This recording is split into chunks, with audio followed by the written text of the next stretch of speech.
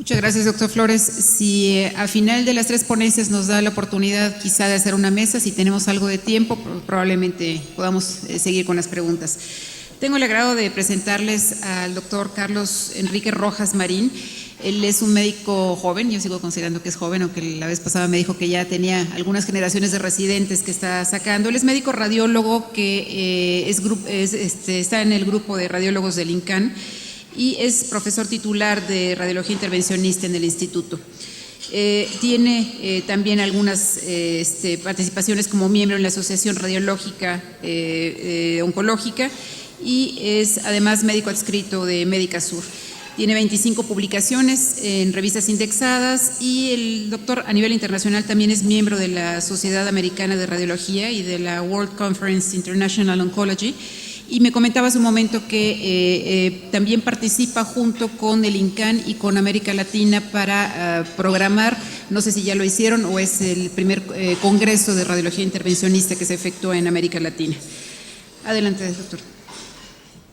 Buenos días, doctora Torrecillas, muchas gracias por la invitación, muchas gracias a ustedes por estar aquí. Realmente es un gusto poder compartir con ustedes parte de lo que hacemos los radiólogos, no solamente desde el punto de vista diagnóstico, sino desde la parte terapéutica, que actualmente ya juega un papel muy importante. El tema que me solicitaron que hablara es de quimioembolización, sin embargo, voy a hacer algunas aclaraciones también que ya me hicieron favor, tanto la doctora Torrecillas como el doctor Flores, con sus ponencias realmente muy buenas, de parte del diagnóstico y algo también de radiofrecuencia. Bueno, las alternativas que tenemos los radiólogos intervencionistas son básicamente dos en esta patología. La ablación por radiofrecuencia, la cual vamos a hablar muy poco, y nos vamos a enfocar principalmente a quimioembolización.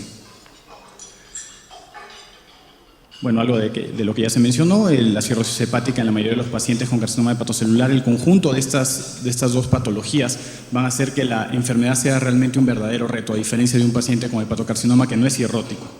Para eso es fundamental trabajar en grupos multidisciplinarios, como yo creo que se hace en la mayoría de centros de concentración o de tercer nivel, y con esto vamos a tener buenos resultados, al igual que lo que expusieron mis antecesores. Básicamente el conjunto de todos va a hacer que lleguemos a una tasa de éxito o a un tratamiento del paciente en una forma mucho más adecuada. Algo que es fundamental es la detección temprana y el tamizaje. Esto también ya hablaron algo. Sin embargo, lo que quiero mencionar es que principalmente el ultrasonido es el estudio no invasivo más utilizado actualmente para el tamizaje, como ya lo mencionaba la doctora Torrecillas, ya que este es un método bien tolerado, ampliamente disponible y con un costo relativamente moderadamente bajo, ¿no? Y la sensibilidad y especificidad, como vemos, es bastante alta. Y al compararla con el uso de la alfa-fetoproteína, la cual realmente no aporta datos importantes para el diagnóstico, pero sí probablemente si estuvo elevada al inicio para ver la respuesta o progresión de la enfermedad, aumenta el costo hasta en un 80% y nada más va a descubrir entre 6 y 8% de casos adicionales. Entonces realmente no nos va a aportar mucho, eso ya en las guías está totalmente fuera. El estudio de screening es definitivamente el ultrasonido. Esto también ya se ha mencionado, el tiempo ideal es rastreos cada 6 meses en todos aquellos pacientes que son cirróticos o que tienen hepatitis B o C, sin cirrosis aún. Esto también ya está mencionado, no voy a hacer mayor énfasis, sin embargo es importante saber que básicamente la división son en los nódulos de 1 centímetro. Los menores a 1 centímetro que se detectan por ultrasonido van a tener que ser rastreados cada 3 a 6 meses para valorar si estos crecen, desaparecen o disminuyen su tamaño. Esto durante un periodo de 2 años y después de 2 años recién pueden pasar nuevamente a hacer un tamizaje cada 6 meses. En caso de que las lesiones sobrepasen el centímetro, esto es muy importante y también ya se mencionó, los estudios que se deben hacer son estudios dinámicos, ya sea una tomografía cuatrifásica o una resonancia dinámica. Es muy importante mencionar que la resonancia debe ser dinámica y obviamente contrastada y con cortes finos, ya que lesiones de 1,5 centímetros, 2 centímetros en una resonancia habitual, que los cortes son cada 10 milímetros, pueden pasar desapercibidas o dar un tamaño irreal. Entonces los cortes deben ser definitivamente finos. Esto también ya se mencionó. El uso de la biopsia realmente está limitado para aquellos nódulos sospechosos que no son característicos únicamente. ¿Esto por qué? Porque hay riesgos de complicaciones y obviamente hay publicaciones que demuestran, como vemos aquí, que se han hecho estudios prospectivos, que si es que las características del estudio dinámico, ya sea tomografía o resonancia, son diagnósticos de hepatocarcinoma, que eso consiste básicamente en un reforzamiento arterial temprano y un lavado en la fase venosa y portal, estos, como se menciona aquí, estos van a ser característicos y ya no necesitan ni amerita realizarse una biopsia. Y actualmente es con un solo método de imagen, esto es a partir del 2011. El estudio histopatológico, como mencionaba, ya no está realmente recomendado, solo en aquellos pacientes en que la imagen no es característica y tenemos un paciente cirrótico o con hepatitis. Dentro de los tratamientos, bueno, el doctor Flores ya nos hizo una excelente exposición de cuáles son las terapias quirúrgicas, que como veremos en las guías de Barcelona, que realmente es en las que más nos basamos. Sin embargo, cada paciente es independiente y se debe hacer un tratamiento dirigido de acuerdo a cada caso. Tenemos terapias también locorregionales. Estas incluyen ablación por radiofrecuencia, que es la más utilizada, inyección percutánea de alcohol, que fue la primera terapia ablativa que se utilizó en forma percutánea. Sin embargo, más adelante mencionaremos las desventajas que tiene, y la quimioembolización intraarterial selectiva, así como tratamientos combinados, los cuales no se mencionan en las guías de Barcelona. Y obviamente en las fases más avanzadas, la terapia sistémica como el sorafenib. Esto básicamente es para demostrar que en las guías de la NCCN, que es gran parte de lo que rige cómo vamos a diagnosticar y tratar a los pacientes oncológicos, ya mencionan desde hace varios años el uso de la quimioterapia intraarterial. Y bueno, cómo dividen ellos también las terapias locorregionales, y mencionan tanto la terapia ablativa como las terapias endovasculares. Aquí básicamente menciona también la radioembolización. Ese es un método que todavía no está disponible en México y tiene la desventaja de ser muy costoso y no haber demostrado ser muy superior a la quimioembolización. Probablemente en México no vaya a tener tanto éxito. Realizar una radioembolización en Estados Unidos, el costo promedio por la primera sesión son $50,000. Entonces realmente llegar a una radioembolización es demasiado costoso si lo comparamos con una quimioembolización que es de alrededor de $1,000 a $1,500.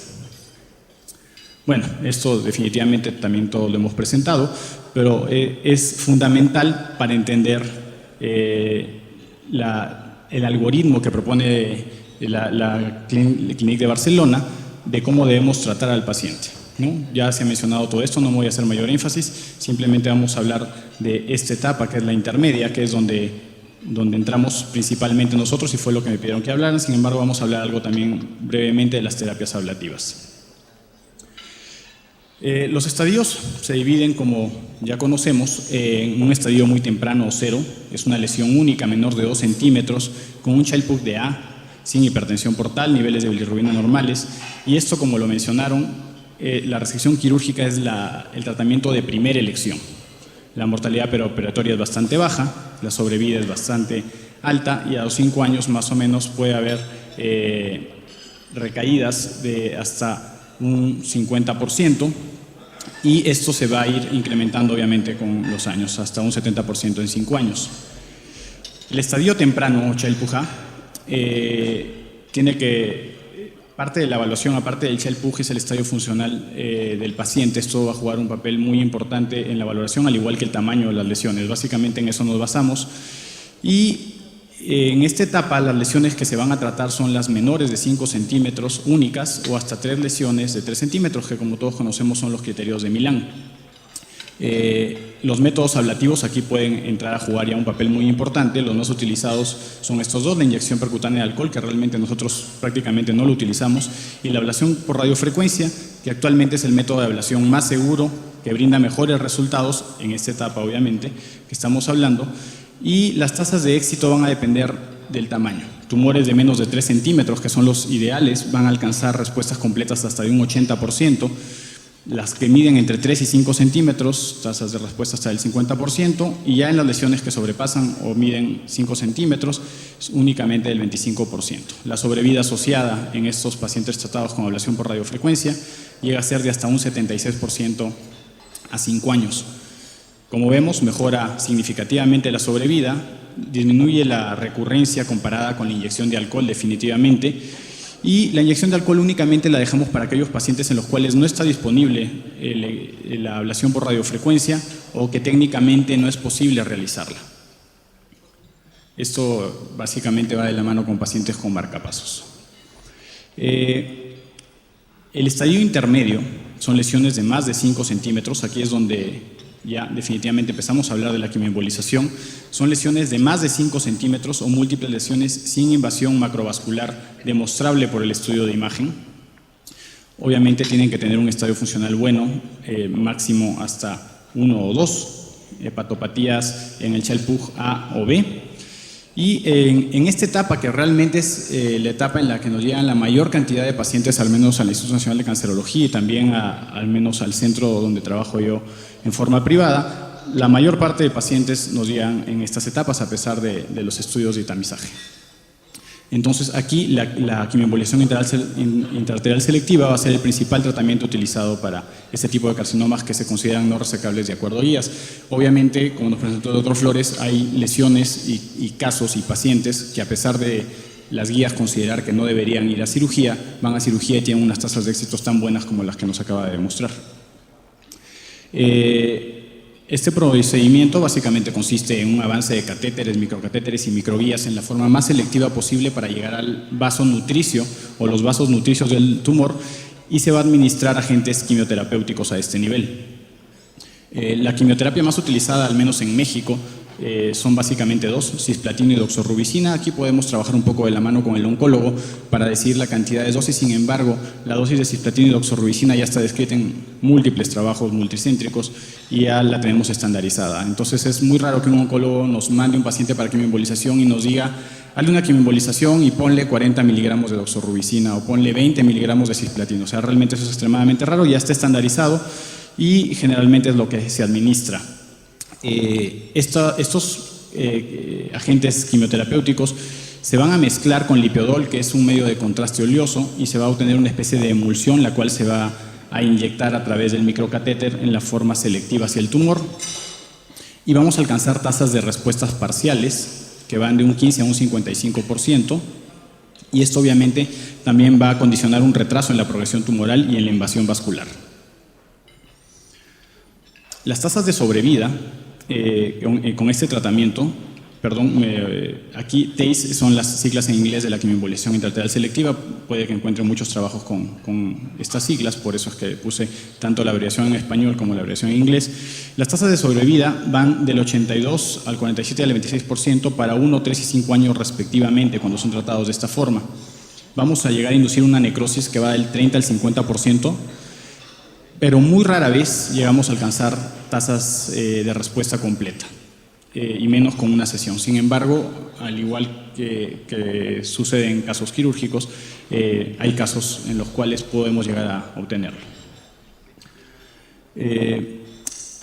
Lo que hacemos es, primeramente, hacer una angiografía hepática, ver cuáles son los vasos que están afectados. Posteriormente administramos la quimioembolización y al final tenemos que dejar la parte de embolización pura, que es administrar ya sea gelfán, micropartículas de polivinil alcohol o microesferas de gelatina, para ocluir los vasos y finalmente también causar isquemia.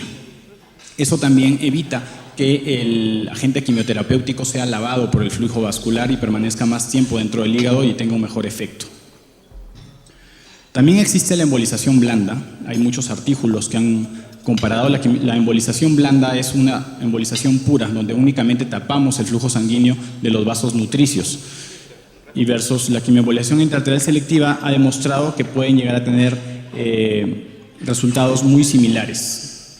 Sin embargo, la sobrevida en este trabajo que vemos aquí abajo, publicado en el 2012, donde compararon quimioembolización contra embolización blanda y únicamente manejo conservador en pacientes con Barcelona B o intermedio, demostraron una sobrevida a 1 y 2 años para la quimioembolización del 82 al 63%. La embolización blanda, como vemos, es menor, del 75 al 50%, y únicamente el manejo conservador es incluso menor, ¿verdad? 63 y 27%. Entonces, con esto concluimos que el tratamiento actual estándar para este tipo de lesiones, de acuerdo a las guías, es la quimioembolización. Tiene contraindicaciones como todos los métodos: la ausencia de flujo portal debido a trombosis, ya sea que tenga también flujo hepatofuga o anastomosis portosistémicas. Esto puede hacer que hagamos embolizaciones no blanco de áreas no deseadas, entonces definitivamente no podemos administrarlo. Pacientes que se encuentran con una hepatopatía en un Child-Pugh-C o algunos B que asociados a el performance status puede llegar a comorbilidades que no nos permitan hacer el procedimiento. Obviamente todos aquellos que se encuentren en una clasificación de Barcelona D o que ya estén con síntomas oncológicos terminales. Otra utilidad que tiene la quimioembolización es en pacientes que están en estadios tempranos y que por vía quirúrgica o por vía percutánea no pueden ser resecados. Entonces va a ser una alternativa en algunas ocasiones de administración de quimioembolización intraarterial selectiva. Son casos muy selectos. Bueno, otra de las alternativas de la quimioembolización intraarterial selectiva que ya conocemos es una quimioembolización intraarterial selectiva pero con emboesferas cargadas. Este procedimiento tiene aproximadamente 1 año en México. No sé si podamos bajar las luces porque no se ve muy bien. En lo que consiste técnicamente es exactamente lo mismo. La única diferencia es que estas emboesferas se van a cargar con doxorubicina por ósmosis y se inyecta la doxorubicina a las emboesferas y se deja 2 horas para que por ósmosis se carguen. Una vez que estas han sido cargadas, se administran en forma selectiva, al igual que una quimioembolización habitual, a través de un microcatéter generalmente. Van a viajar a través de los vasos sanguíneos hasta llegar a la lesión. La ventaja que tiene es que aparte de ya estar realizando una embolización, o sea, tapando el vaso sanguíneo con estas emboesferas, y ser de un material de aspecto gelatinoso que se pueden empaquetar un poco más y realizar más embolización, la quimioterapia permanece su liberación durante 14 días continuos. Eso está comprobado y ha demostrado en algunos estudios aleatorizados que puede llegar a ocasionar mayor destrucción tumoral.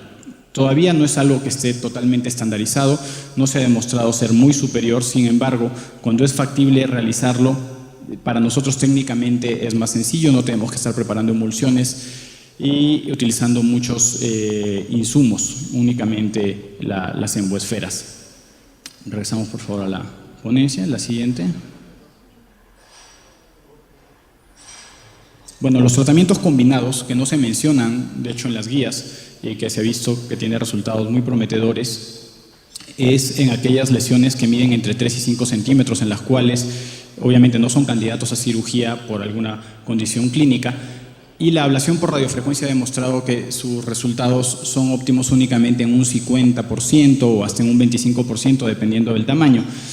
Sin embargo, cuando combinamos la quimioembolización con la ablación por radiofrecuencia, el hecho de que el tejido esté isquémico y además de que ya haya cierto grado de necrosis y disrupción de los septos intratumorales permite que la impedancia del tumor sea menor y se pueda causar una ablación por radiofrecuencia mucho más extensa.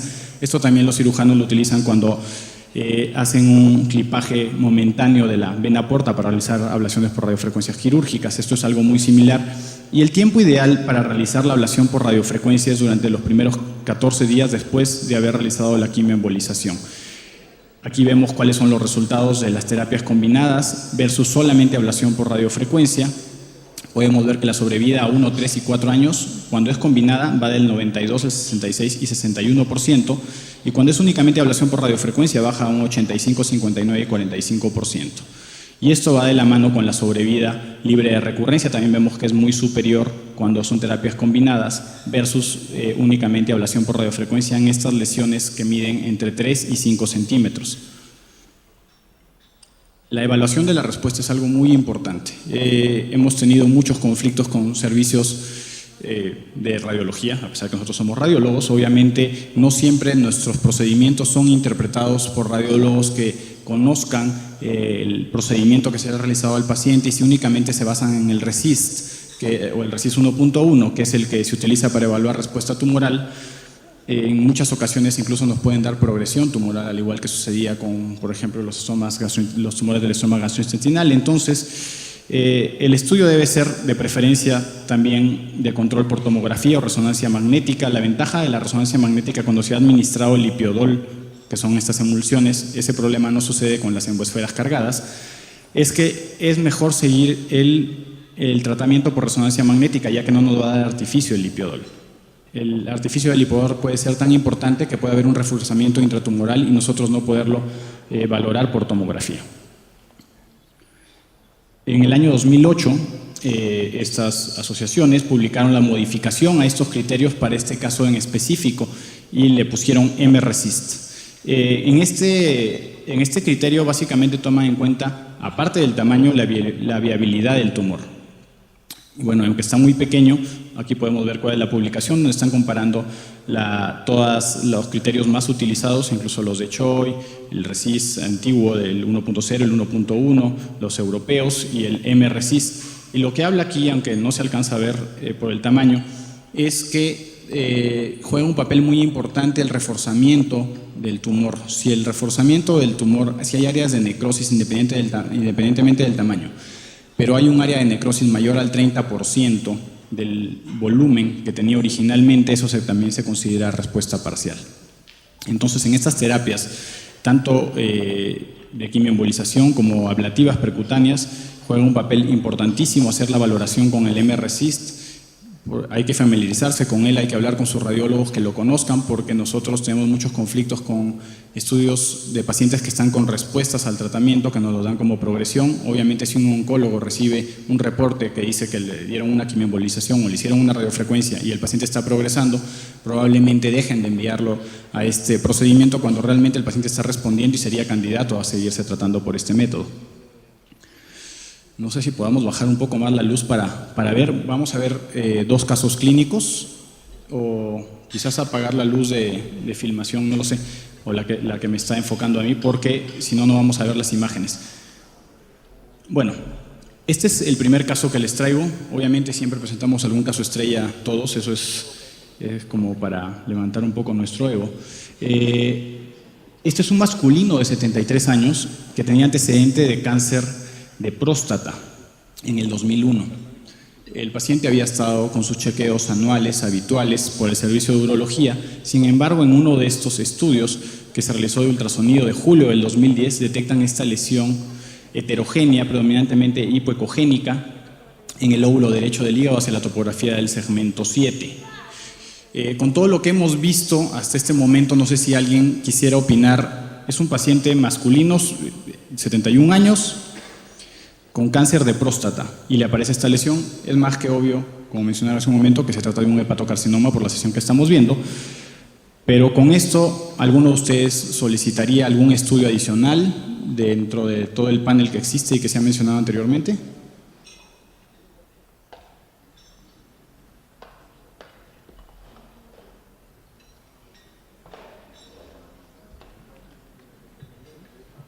¿No? Bueno, estamos hablando que ya estamos en julio del 2010.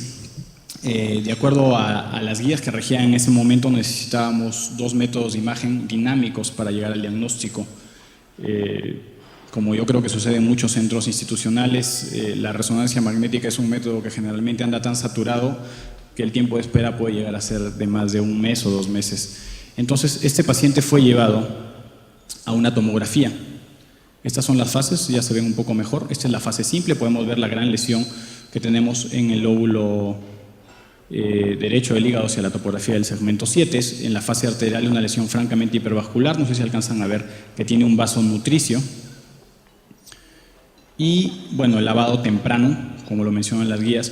Actualmente con esto hubiera bastado para tener el diagnóstico y no tener que hacer ningún otro procedimiento, sino ir directamente al tratamiento.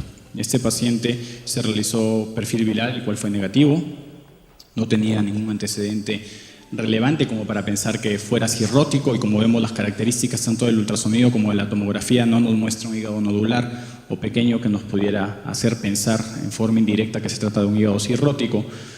Entonces, este paciente fue presentado en la sesión de gastroenterología y se propuso inicialmente resonancia, ya que la imagen era extremadamente característica para ya poder ir al tratamiento. Sin embargo, la cita que le daban era prácticamente de 1 mes y medio. Entonces, para acelerar el proceso, se solicitó una biopsia, además de que no teníamos la corroboración que realmente fuera cirrótico, lo cual entonces haría que este estudio no fuera 100% diagnóstico, ya que esos criterios únicamente se utilizan cuando el paciente se conoce cirrótico o con el virus de hepatitis B o C. En noviembre del 2010 se realiza la biopsia. No tengo las imágenes completas de la biopsia, pero bueno, vemos una burbuja de aire en la lesión topográfica y esto es Gelfan con medio de contraste que administramos después de la biopsia. La mayoría de lesiones hepáticas y sobre todo el hepatocarcinoma son francamente hipervasculares. Durante la biopsia pueden presentar sangrado, lo cual puede condicionar siembra tumoral o también hematomas y complicar totalmente todo el abordaje del paciente. Nosotros por rutina administramos una pasta que hacemos con Gelfan y medio de contraste y lo inyectamos a través del sistema coaxial y con eso condicionamos una especie de tapón en el sitio de biopsia y en todo el trayecto de salida. Con eso hemos disminuido muchísimo los riesgos de complicaciones. Y bueno, como vemos aquí, esto se ha sacado del expediente. En noviembre del 2010, el reporte histopatológico, se tomaron 2 biopsias, una de la lesión, pero primero se tomó una biopsia del trayecto. Si es un trayecto un poco más extenso, para tomar biopsia de hígado sano y poder corroborar si realmente tenía o no cirrosis. Como vemos acá, bueno, reportaron fibrosis, esteatosis, posteriormente vimos si era un hígado cirrótico ya al conversar con patología, y el reporte histopatológico tumoral fue un hepatocarcinoma bien diferenciado. Esto es de septiembre del 2010 y ya para diciembre, después de esto, el servicio de gastro solicitó una nueva tomografía y vemos cómo en este periodo tan corto la lesión ha crecido en forma importante. Si en este momento, que ya medía 6 centímetros, probablemente se podía haber considerado alguna otra terapia, y con un hígado cirrótico que contraindicaba la cirugía, se volvió a comentar el caso en el servicio de gastro y se decidió quimioembolización intraarterial selectiva con este estudio de diciembre del 2010, en donde la lesión ya medía 7.2 centímetros. Bueno, las imágenes creo que no se ven tan bien, al menos yo desde acá no las veo tan bien. Lo que se hizo fue introducir un catéter en forma selectiva al tronco celíaco, posteriormente a la arteria hepática y avanzarlo en la forma más selectiva, hacer una angiografía donde podemos ver aquí todos los vasos tortuosos de todo el trayecto con forma serpentigiforme, que es lo usual en este tipo de tumores. Se corroboró que topográficamente correspondía y además angiográficamente era diagnóstico de un hepatocarcinoma por el comportamiento, y se decide realizar una quimioembolización intraarterial selectiva. Sin embargo, aproximadamente de agosto del 2010 a marzo del 2011, en México no hubo lipiodol en ninguno de los centros, salvo los que estuvieran en stock. Y entonces esta quimioembolización se realizó sin preparar esa emulsión, únicamente se administró doxorubicina, 50 miligramos, y posteriormente se embolizó. Aquí vemos antes de la embolización cómo se veía el flujo vascular, y no sé si alcancen a ver aquí, pero bueno, ya se ve cómo están ocluidos la totalidad de todos esos vasos que iban hacia la lesión. Esto es en enero del 2011 cuando realizamos la quimioembolización. Este es un control a un mes del procedimiento. Esto puede ser esperado, presencia de gas dentro de la lesión por la necrosis que hemos causado. Vemos en una fase francamente arterial, vemos la aorta como está con medio de contraste en forma importante y la lesión está totalmente hipodensa sin identificarse el realce que veíamos en forma inicial. Esto es a los 3 meses, a los 6 meses, al año, a los 18 meses, 24 meses y 30 meses. Este es el último estudio que tenemos del paciente. Quiero mencionar que este es el único caso que nosotros tenemos con respuesta completa con quimioembolización, en más de 50 casos realizados en mi experiencia en quimioembolización, tanto en el instituto como en Médica Sur. Este paciente tiene respuesta completa, esta es una resonancia con reconstrucción y el paciente está totalmente asintomático y bueno, realmente es uno de los casos que merece presentar porque a veces podemos llegar a obtener estas respuestas a pesar de que no es lo usual. Este es otro caso que quiero presentarles para que vean que no todo es tan maravilloso, pero puede llegar a serlo. Este es un femenino de 24 años que nos lo envían de Guadalajara, ya con una biopsia realizada allá en Guadalajara donde reportaba un hepatocarcinoma bien diferenciado y deciden enviarlo al instituto. Otra vez una tomografía en fase contrastada arterial, francamente arterial, vemos cómo se ven las arterias, tanto la aorta como parte del tronco celíaco, y una lesión importantemente hipervascular muy parecida a la que presentó el doctor Flores en tamaño y en características. Es una lesión que en su eje máximo medía 36 centímetros en el estudio inicial. Ocupaba prácticamente la totalidad del lóbulo derecho, como vemos en esta imagen. Nosotros no puse las imágenes en fase venosa, pero no lográbamos distinguir una adecuada interfase de separación definitivamente con la suprahepática media y tampoco con la porta izquierda.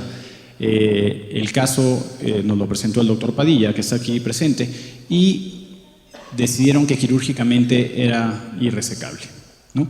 Entonces, la alternativa que se le propuso a este paciente, obviamente, fue una quimioembolización, que es lo que estamos hablando. Esta es la angiografía inicial, donde podemos ver cómo está perdida totalmente la anatomía vascular al entrar al tronco celíaco, con lesiones en la totalidad del lóbulo derecho. Creo que eso tampoco se va a ver muy bien. Bueno, este es el primer tratamiento que se hizo en diciembre del 2011. Se fue abordando en forma supraselectiva la totalidad de las arterias de neoangiogénesis tumoral que tenía el paciente. Aquí sí alcanzamos a ver algo. Y se le administró el tratamiento estándar de quimioembolización, que es lipiodol con doxorubicina, y posteriormente embolización. A este paciente, entre el mes de febrero del 2012 y mayo del 2013, le hemos realizado en total 9 quimioembolizaciones intraarteriales selectivas. En este ínter, hace aproximadamente 6 meses, se intentó llevar a cirugía, mejor dicho, se llevó a cirugía con el intento de resecabilidad, ya que había tenido una respuesta bastante buena. Sin embargo, durante la cirugía se vio que era prácticamente imposible realizar la resección por aparente compromiso de la aorta, aunque este no se ha demostrado por imagen, pero no había en la cirugía una interfase adecuada para poder realizar la disección.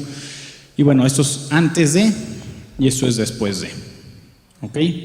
Igual aquí quimioembolizaciones, como pueden ver, hemos entrado a varios de las arterias y los segmentos. Tenía aparte como una arteria parasitaria que venía de la mesentérica superior, que fue una arteria muy difícil de cateterizar. Como podemos ver, hace 2 ángulos muy agudos el origen del vaso, primero un ángulo muy cerrado hacia abajo y luego un ángulo muy cerrado hacia arriba, pero finalmente con un microcatéter se pudo avanzar y realizar una quimioembolización de una parte que no habíamos podido realizarla en las 8 quimioembolizaciones previas. Esta es la última, de mayo del 2013.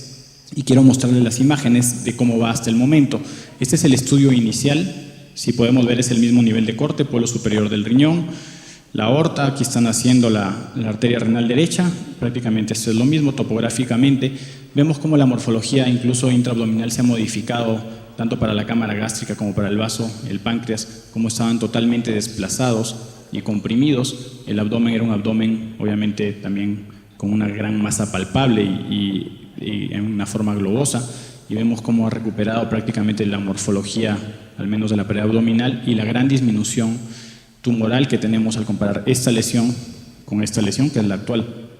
Y este es un PET que se le realizó hace aproximadamente 2 meses, esto con el afán de intentar llevar al paciente ya sea un trasplante hepático o una resección.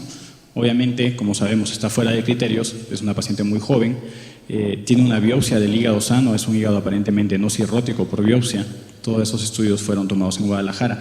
Y en el PET-CT lo que vemos aquí, francamente hiperdenso, es el lipiodol. Es lo que les digo, que nos puede meter mucho artificio y poder no visualizar si es que en estas áreas hay, por ejemplo, reforzamiento. Por eso la resonancia es un estudio adecuado en los pacientes que se han administrado lipiodol. Si se hubieran administrado las emboesferas cargadas con doxorubicina, podríamos utilizar cualquiera de los 2 métodos. En el PET únicamente hay enfermedad en el hígado. El PET no es un método bueno para hacer diagnóstico de hepatocarcinoma, sobre todo si es bien diferenciado. Probablemente en los pobremente diferenciados podamos obtener un buen resultado diagnóstico. Pero este estudio fue buscando enfermedad a distancia, donde el PET sí juega un papel muy importante. Y la enfermedad está confinada por los estudios de imagen hasta el momento a hígado.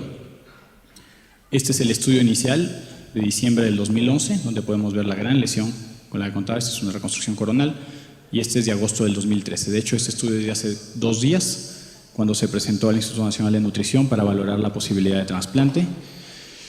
Esto es parte de los laboratorios. El alfafeto creo que no se va a ver muy bien, pero bueno, llegó con un alfafeto de más o menos 4.200 y actualmente tiene 1.600 de alfafeto proteína. Creo que no se alcanza a visualizar. Pero también tenemos, aparte de los resultados de imagen, tenemos un buen resultado por marcador tumoral. Y como les mencionaba, la paciente actualmente está siendo presentada para protocolo de trasplante, y el último estudio que nos faltaba entregarles era la última tomografía, que fue hace 2 días, con una volumetría. Y eso es todo. Gracias.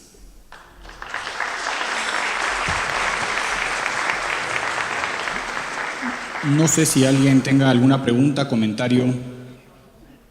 Sí, doctor.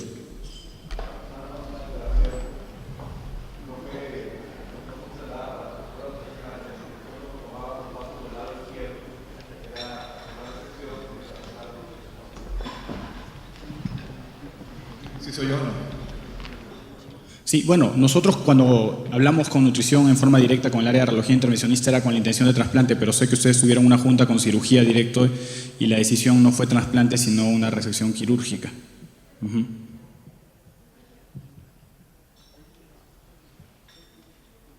Sí, doctor.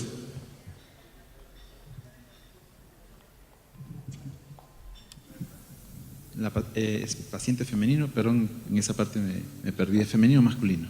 Femenino de 26 años. 20 y tantos años. No es cirrótica, ¿verdad? No es cirrótica, los laboratorios estaban realmente dentro de parámetros normales, excepto la alfa-fetoproteína y la fosfatasa alcalina. Pues, dado la edad de la paciente, yo tengo un caso muy parecido. Lamentablemente, la paciente que tenemos nosotros tiene ganglios positivos, con lo cual saca de criterios. ya cualquier criterio. Este paciente, no es una cirugía que yo haya hecho, la he visto de algunos colegas argentinos, incluso europeos, lo que viene siendo la cirugía ex vivo, vamos a decir, ¿no? O sea, hacer como un autotransplante, pero en cirugía de banco, ¿no? Suena bastante complicado, pero es una paciente que si tiene tanta poca edad, me parece que podría ser una buena opción y quizás la única opción que tenga de relativamente curación, ¿verdad? Sí, definitivamente por eso fue presentada, su ECOG es de 0, su Karnofsky es del 100%, comparado a cómo llegó la paciente clínicamente, independientemente de los laboratorios, tiene una mejoría muy importante y pues sí estamos en la intención de rescatarla y la opción quirúrgica que tengo entendido han propuesto en nutrición en conjunto con cancerología es esa, ¿no? Un trasplante... No, un trasplante, perdón, una resección. No es candidata a trasplante. Una resección en vivo. No, lo que comenta el doctor, lo que pasa es que están tomadas, y no alcanzamos a ver muy bien en las imágenes, están tomadas las 3 suprahepáticas y está tomada la porción horizontal de la porta izquierda, con lo cual nos queda el segmento 2 y 3 con un segmento libre de suprahepática izquierda y con un segmento de porta izquierda. Evidentemente hay que quitar todo el hígado, como dice el doctor, hacer cirugía ex vivo, resecar, dejar únicamente el segmento 2 y 3 y reimplantarlo. Donde tengamos la suprahepática izquierda, la cava, y la porta izquierda nuevamente. Hay pocos o grupos en México que tengan esta experiencia de cirugía ex vivo, pero bueno, el punto es, esa es una opción. La ventaja que tiene es que no es cirrótica, pero de ninguna manera es candidata a un trasplante. Uh-huh. Y bueno, aquí lo que hay que aprovechar es que el PET únicamente marca el hígado, a diferencia de la paciente que comenta el doctor Flores que tiene enfermedad extrahepática. Bueno, se puede plantear una opción. Desafortunadamente no se tiene, los grupos no tenemos la suficiente experiencia en este tipo de cirugía ex vivo. Gracias. Nadie tiene experiencia en el país con cirugía ex vivo, pero el plan de verla con la gente de nutrición es eso. De alguna manera está cordialmente invitado a la cirugía. La intención básicamente es esa cuestión, o sea, lo hacemos porque una paciente que tiene prácticamente 2 años, el tumor siempre ha estado en el hígado, no tiene enfermedad metastásica. Usted la ve y tiene realmente un 110 de Karnofsky, o sea, la mujer es estudiante. Ahora que la localizamos para tomar la tomografía nueva, que todavía queda pendiente también la volumetría que vamos a hacer relativamente pues el lunes probablemente, estaba en la universidad, o sea, realmente lleva una vida totalmente normal. No tenemos experiencia, pero la alternativa es que esa mujer eventualmente progresa y muere por la enfermedad. Ella está totalmente consciente y bueno, yo creo que no nos va a quedar de otra opción y la experiencia se comienza siempre con alguien, ¿no?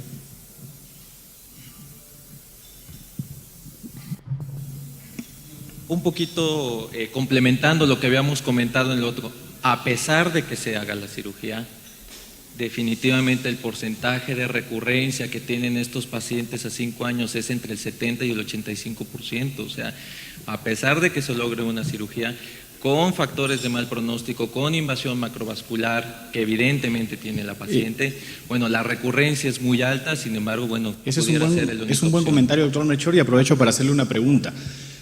Digamos que este paciente es llevado con éxito a la cirugía, pasan 4 años y a los 4 años recurre, pero es una recurrencia local y muy pequeña, que los criterios quirúrgicos permitirían un trasplante.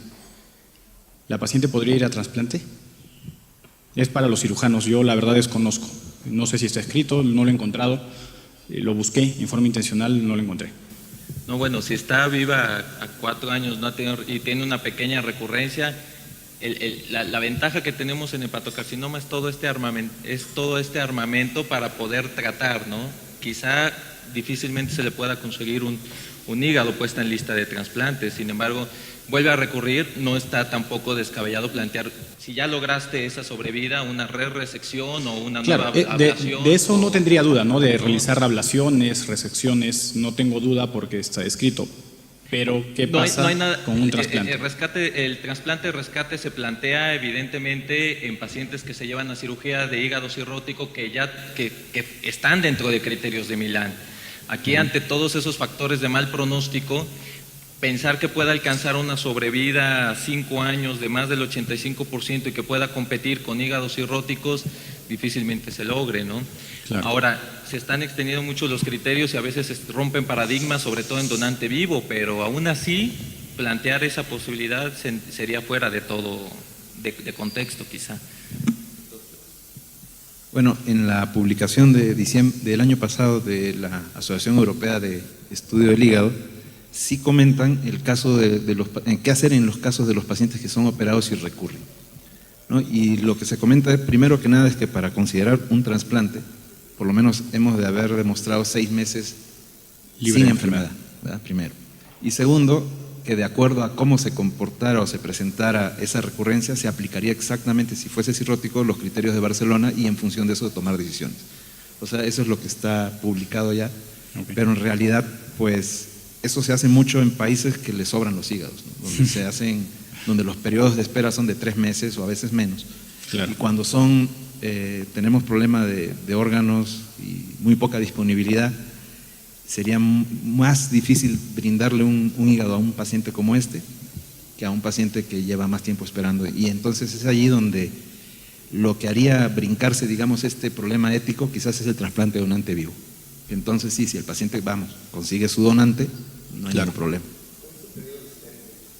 Pero espera, puede ser más de 5 o 7 años, dependiendo de la institución. Algo que me faltó mencionar es la utilidad no solamente de la parte de radiología intervencionista, sino la quirúrgica en aquellos pacientes que inicialmente no son candidatos a un trasplante y que se pueden volver candidatos a trasplante con estas terapias, tanto quirúrgicas como ablativas o con embolizaciones, en los cuales pacientes que definitivamente, de acuerdo a los criterios de Barcelona, estaban fuera de una lista o de poder ser incluidos en una lista de trasplantes, se pueden llevar a ser trasplantables. Y eso es algo que está sucediendo mucho en países como México o Latinoamérica, o donde no hay donadores, definitivamente, y la lista de espera es tan larga que en ese inter se le puede realizar muchos tratamientos al paciente para intentar que llegue a un trasplante. La ventaja de estos intentos de llevar a un paciente a trasplante fue que también se pudo demostrar la utilidad que tiene en la sobrevida de los pacientes el hecho de hacerle todas estas terapias, ¿no? Entonces, la intención original era llevarlos a un trasplante, algunos no llegaron, pero se demostró que definitivamente, como vemos, versus no recibir tratamiento, la sobrevida y la calidad de vida fue muy superior. Comentando a lo que preguntaba el doctor Martínez, se hacen 100 trasplantes al año para 110 millones de habitantes en México. Esa es nuestra realidad. Y se dice que cuando las listas superan los 6 meses en pacientes con hepatocarcinoma es donde realmente pierde sentido incluso ponerlos en lista, ¿no? Entonces, es por eso que hay que ampliar las estrategias, hay que ampliar opciones, pero aún así, estar hablando en un retrasplante en un paciente así, quizá está todavía fuera de más contexto, ¿no? Cuando los verdaderos pacientes que son rescatables, que cumplen criterios de Milán, son los que tendrían que estar buscando por un hígado, pero estamos hablando casi un trasplante por casi 200,000 personas, más o menos. No, perdón, 2 millones de personas, entonces se ve complicado, ¿no? Muy bien. Y la otra problemática es que menos del 10% de los trasplantes que se hacen son por hepatocarcinoma. Al menos con comunicación directa con los diferentes grupos, así fue textual la respuesta, menos del 10%, se puede ser 0.1, ¿no? O sea, realmente no sé qué tanta experiencia haya en el país por eso. Ahora, nos queda clarísimo que esta paciente puede recurrir, pero como se demostró, el caso del doctor tenía factores de muy mal pronóstico y está 4 años después vivo. O sea, que tenga factores de mal pronóstico no significa que no se va a curar ninguno, ¿no? Significa que tiene más riesgo. Ahora esa paciente, por el puro tamaño tumoral, realmente se sale de todo tipo de tratamiento, ¿no? Bien, muchas gracias.